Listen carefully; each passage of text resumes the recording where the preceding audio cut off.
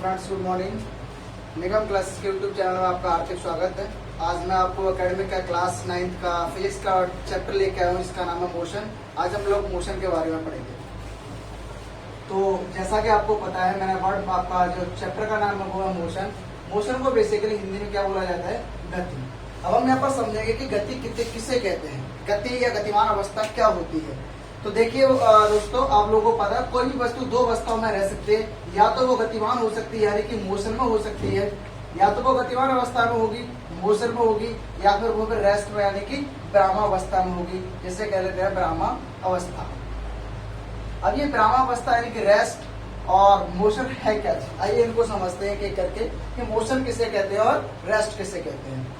ऐसा कि हम जानते हैं कि जब भी कोई भी ऑब्जेक्ट होता है, कोई भी वस्तु होती है, कोई भी ऑब्जेक्ट होता है, समय के अनुसार अपनी पोजीशन को चेंज करता है, तो हम कहते हैं कि वो ऑब्जेक्ट किसमें? मोशन में है। Like as when any object changes its position with respect to the time, then the object is said to be motion। यानी कि कोई भी ऑब्जेक्ट है जो कि समय के साथ साथ अपनी पोजीशन को बदलता है, तो हम उसे कहते हैं मोशन में। जैसे मान लीजिए एक पाथ है, यहाँ पर एक ऑब्जेक्ट खड़ा हुआ है, ठीक है। एक मान लो एक कार खड़ी हुई है और यहाँ पर जिस समय खड़ी हुई है उस समय मान लीजिए 1 बजे का टाइम हो रहा है। जैसे 1:01 होता है, 2 मिनट होते हैं, 3 मिनट होते हैं, लगातार ये गाड़ी अपनी पोजीशन बदलती है और 10 मिनट के बाद हम देखते हैं कि गाड़ी अब कहाँ पर आ चुकी है? इस अवस्था में, इस जगह पर आ चुकी है। मतलब ये था कि जैसे जैसे समय बदला, इस गाड़ी ने अपनी पोजीशन भी बदली। तो जैसा मैंने अभी बताया कि अगर कोई ऑब्जेक्ट समय के साथ अपनी पोजीशन को बदलता है, समय के साथ अपनी पोजीशन को चेंज करता है, तो हम उसे कहते हैं मोशन में। अब जानते हैं कि रेस्ट में क्या होता है। अगर हम सिंपल बात करते हैं कि रेस्ट में क्या होता है, बिल्कुल साधारण शब्दों में कह सकते हैं कि मोशन का जस्ट अपोजिट जो होता है वो रेस्ट होता है। यानी कि रेस्ट में वो अवस्था कहलाती है, विरामावस्था वो अवस्था कहलाती है। एक ऑब्जेक्ट था, इसी रास्ते पर रखा है, मान लो ये कार ही है, यहाँ पर हमने लाके खड़ी कर दी है। 10 साल पहले भी यही खड़ी थी, आज भी यही खड़ी और आगे आने वाली 5 साल तक भी यही खड़ी रहने वाली है। तो हम कह सकते हैं कि ऑब्जेक्ट क्या है? रेस्ट है। Because this object is not changing its position with respect to the time, क्योंकि ये जो ऑब्जेक्ट है वो समय के साथ साथ अपनी पोजीशन को चेंज नहीं कर रहा है। तो अगर कोई ऑब्जेक्ट समय के साथ अपनी पोजीशन को चेंज नहीं करता है तो हम उसे कहते हैं तो object is said to be in rest, यानी कि अब जो ऑब्जेक्ट वो रेस्ट में यानी कि विरामावस्था में है। तो मुझे उम्मीद है कि आप लोगों को ये दोनों चीजें समझ में आ गई होंगी कि रेस्ट किसे कहते हैं और मोशन किसे कहते हैं। आइए हम जानते हैं कि मोशन की टाइप्स। बेसिकली मोशन को 2 टाइप्स के अनुसार बांटा गया, 2 टाइप्स में बांटा गया है। मोशन को बेसिक शब्दों में कहें तो बेसिक चीज में 2 रूपों में बांटा जाता है। एक होता है यूनिफॉर्म मोशन, एक होता है यूनिफॉर्म मोशन और दूसरा होता है नॉन यूनिफॉर्म मोशन। अब ये नॉन यूनिफॉर्म मोशन और यूनिफॉर्म मोशन है क्या? एक एक करके डेफिनेशन जानते हैं कि यूनिफॉर्म मोशन क्या होता है।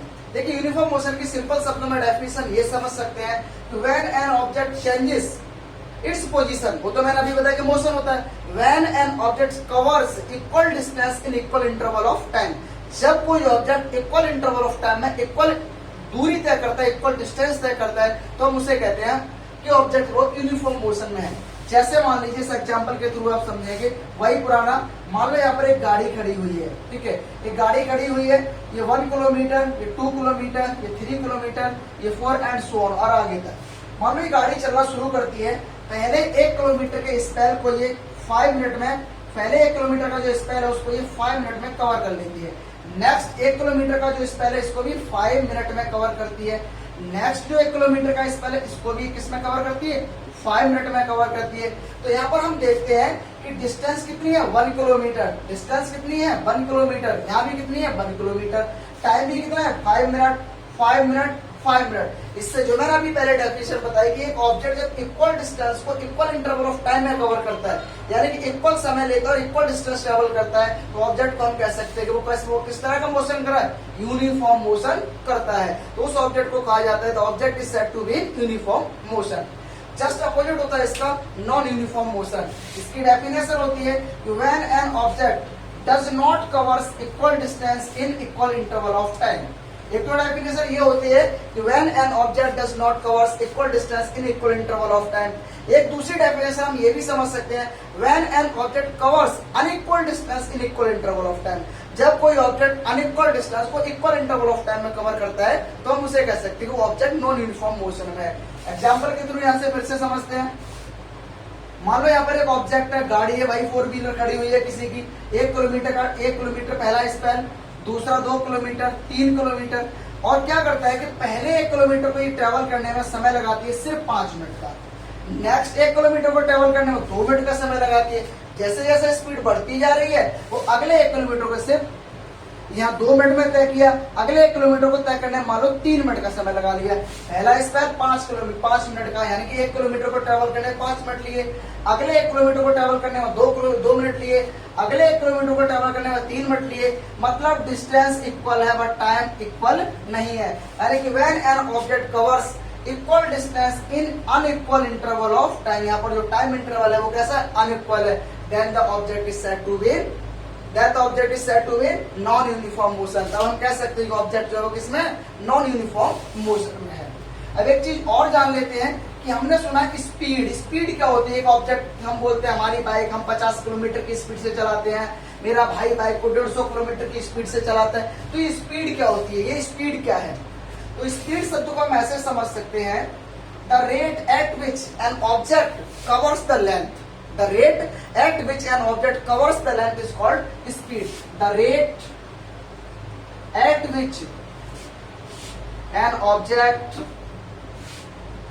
covers the length, the rate at which an object covers the length is called speed. इसे हम क्या कह सकते हैं, स्पीड कह सकते हैं, यानी कि किस गति के साथ, रेट मीन्स क्या होता है, गति, किस गति के साथ, किस दर के साथ, रेट का मतलब है दर, तो किस दर के साथ एक ऑब्जेक्ट जो वो कितनी पर्टिकुलर लंबाई को तय कर रहा है उसे हम कह सकते हैं स्पीड। स्पीड अलग अलग ऑब्जेक्ट्स की स्पीड वेरी करती है, कोई ऑब्जेक्ट किसी की स्पीड स्लो हो सकती है, किसी की स्पीड फास्ट हो सकती है। मान लो कि आप एग्जांपल से समझ सकते हो, एक व्यक्ति जो पैदल चल रहा है, कैसे चल रहा है, पैदल चल रहा है, तो उसकी स्पीड बहुत कम होगी, यानी कि बहुत कम डिस्टेंस कवर कर सकता है। वहीं पर एक ऑब्जेक्ट किससे, कोई व्यक्ति है वो साइकिल से जा रहा है, कोई मोटरसाइकिल से जा रहा है, कोई कार से जा रहा है, तो सबकी जो होती है वो स्पीड अलग अलग होती है। यानी कि स्पीड का मतलब होता है जो उनकी रेट होती है, जो दर होती है, जिस रेट से वो किसी लेंथ को कवर करते हैं, किसी लेंथ को कवर करते हैं, उसे हम कहते हैं उनकी स्पीड। स्पीड के बाद यहाँ पर आता है इसी से संबंधित टॉपिक है एवरेज स्पीड। कई बार आपसे क्वेश्चन में पूछा जा सकता है, आपको दे रखा होगा 2 अलग अलग गाड़ियों की स्पीड दे रखी होगी, पूछा जा सकता है कि आपको इसकी एवरेज स्पीड क्या है। जैसे मान लो आपको दे दिया कि एक गाड़ी है, एक ट्रेन है वो 80 किलोमीटर प्रति घंटे की स्पीड से चलती है, दूसरी ट्रेन है वो 90 किलोमीटर प्रति घंटे की स्पीड से चलती है, तो दोनों की एवरेज स्पीड क्या होगी। तो एवरेज स्पीड यहाँ पर दूसरा टॉपिक आता है। तो एवरेज स्पीड का फॉर्मूला क्या होता है, तो एवरेज स्पीड का मतलब होता है टोटल डिस्टेंस ट्रेवल्ड, यानी कि उस गाड़ी के द्वारा या उन 2 गाड़ियों के द्वारा जो टोटल डिस्टेंस ट्रेवल की जा रही है, टोटल डिस्टेंस ट्रेवल्ड, जितनी डिस्टेंस उनके द्वारा तय की गई और उस डिस्टेंस को तय करने में उन्होंने जो समय लगाया, total distance travelled upon total time taken, जो टाइम लिया गया उनके द्वारा उसको तय करने में, वो कहलाता है उनका एवरेज स्पीड। मान लो एक गाड़ी है, ठीक है, ट्रेन, एक ट्रेन है वो क्या करती है 200 किलोमीटर की स्पीड, 200 किलोमीटर की डिस्टेंस है, उसको तय करने में कितना टाइम लेती है, मान लो वो लेती है 2 आवर्स का टाइम। वही ट्रेन जब रिटर्न आती है तो 300 किलोमीटर की डिस्टेंस को, 300 किलोमीटर को डिस्टेंस को ट्रेवल करने में कितना समय लेती है, मान लो उसने समय लिया 2 घंटे का, यानी जाते समय भी उसने कितने आवर्स का टाइम लिया था, 2 आवर्स का, 200 किलोमीटर के लिए। आते समय उसने 2 घंटे का टाइम लिया, लेकिन कितने किलोमीटर के लिए, 300 किलोमीटर के लिए। तो आपसे पूछा जा सकता है कि what is the average speed of the train, train की एवरेज स्पीड क्या है। तो देखिए एवरेज स्पीड का जैसे हमने फॉर्मूला लिखा हुआ है, total distance travelled upon total time taken.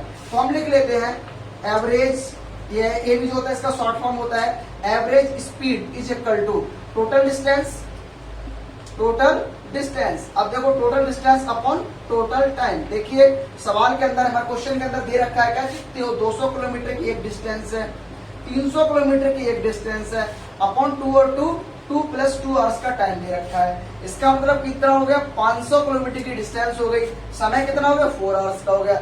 इससे आप डिवाइड करिए, 4 बन जा 4, बच्चा 1 हो गया 10, 4 2 जा 8, 4 5 जा 20, 125 kilometre per hour is the average speed of this train. I hope कि आपको समझ में आ गया होगा कि आप कैसे एवरेज स्पीड का फॉर्मूला लगा सकते हैं और कैसे किस क्वेश्चन के अंदर एवरेज स्पीड का निकाल सकते हैं। एवरेज स्पीड के साथ साथ एक टॉपिक यहीं पर आता है डिस्टेंस और डिस्प्लेसमेंट। अभी डिस्टेंस और डिस्प्लेसमेंट क्या होता है, डिस्टेंस और डिस्प्लेसमेंट क्या होता है, आइए समझते हैं कि डिस्टेंस और डिस्प्लेसमेंट क्या होता है। देखिए डिस्टेंस और डिस्प्लेसमेंट, डिस्टेंस और डिस्प्लेसमेंट ये है क्या, दोनों क्या अलग है, दोनों का सेम है, और है तो इनके अंदर रिलेशन क्या है।